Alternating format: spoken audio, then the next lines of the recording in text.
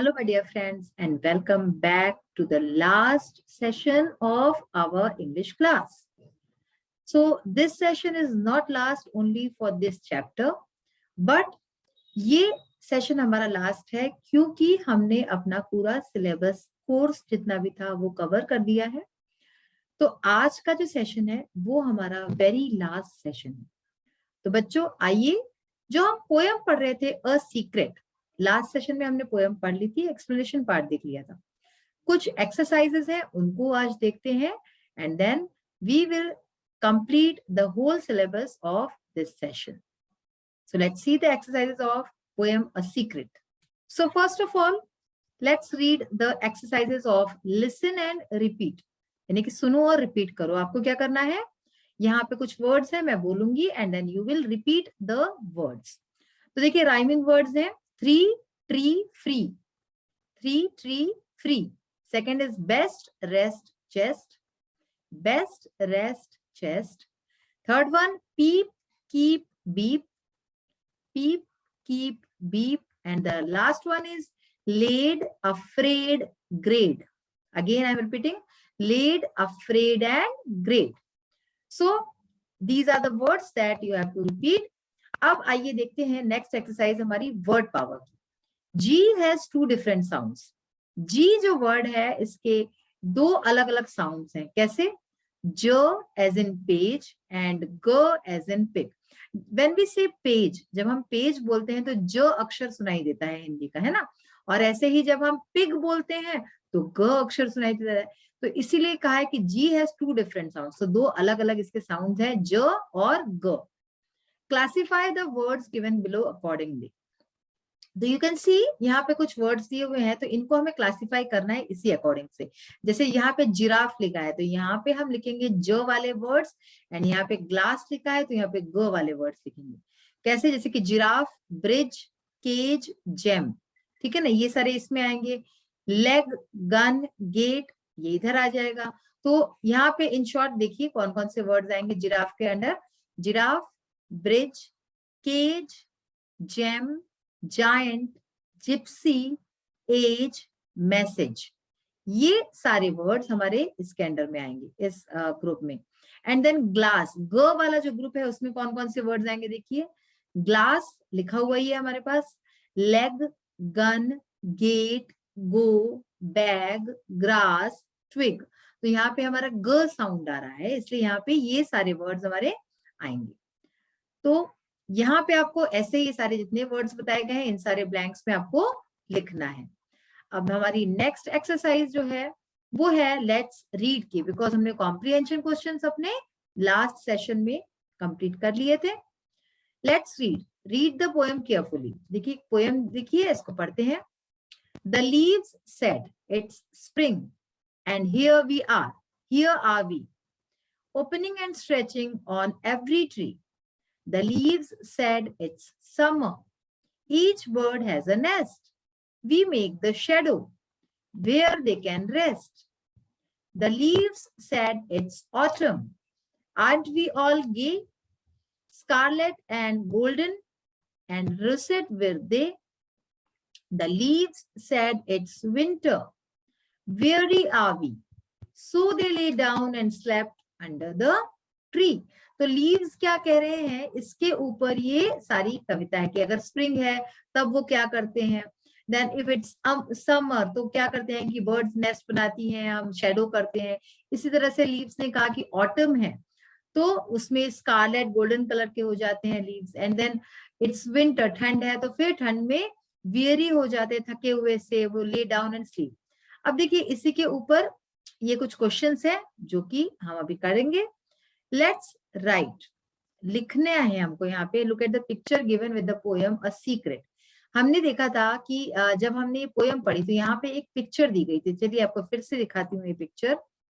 ये एक पिक्चर है, इसको फिर से देखिए. यहाँ पे क्या क्या दिख रहा है आपको. बर्ड है, ट्री है, बॉय है ना. And then birds are flying in the sky also.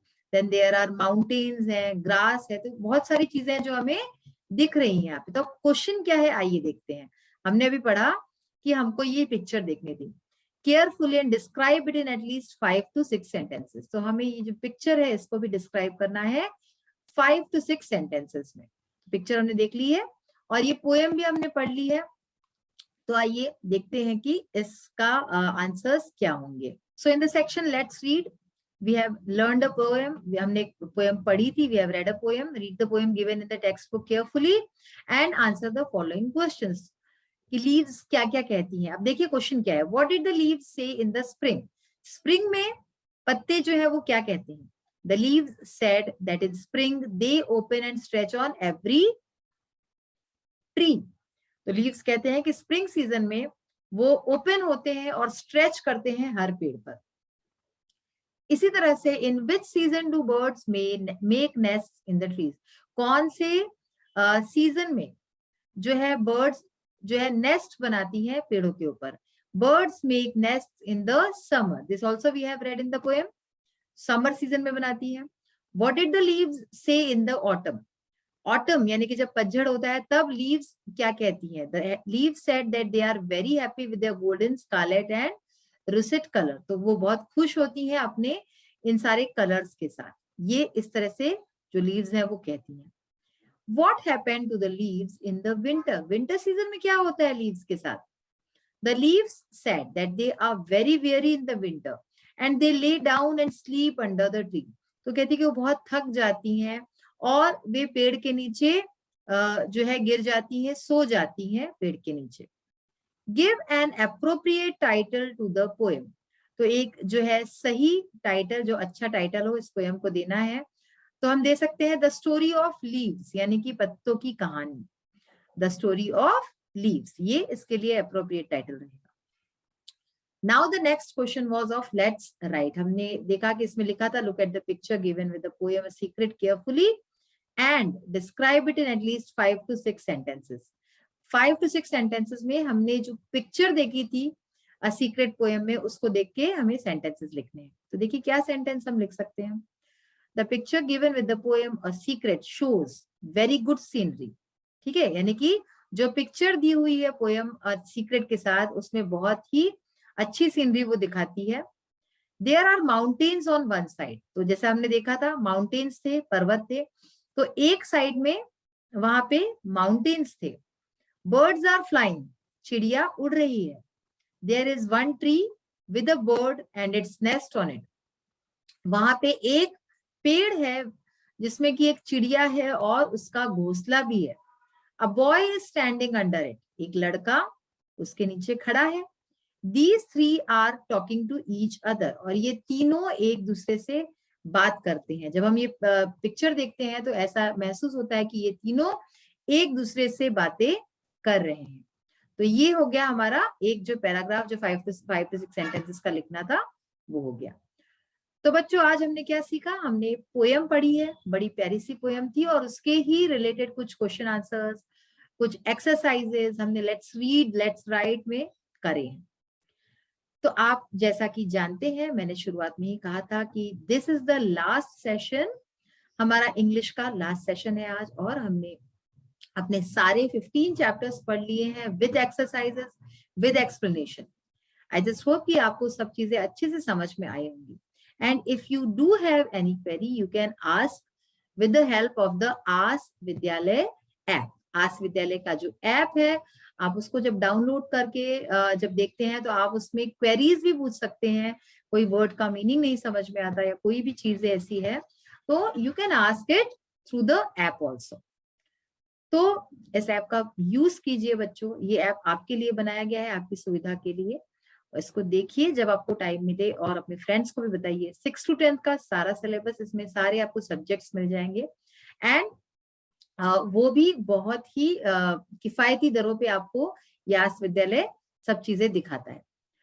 तो अब हम जो है विदा लेते हैं और जो है अब आज ये तो कह नहीं सकती कि अगले सेशन मिलेंगे because this is the last session, लेकिन जल्दी कभी ना कभी मुलाकात होगी।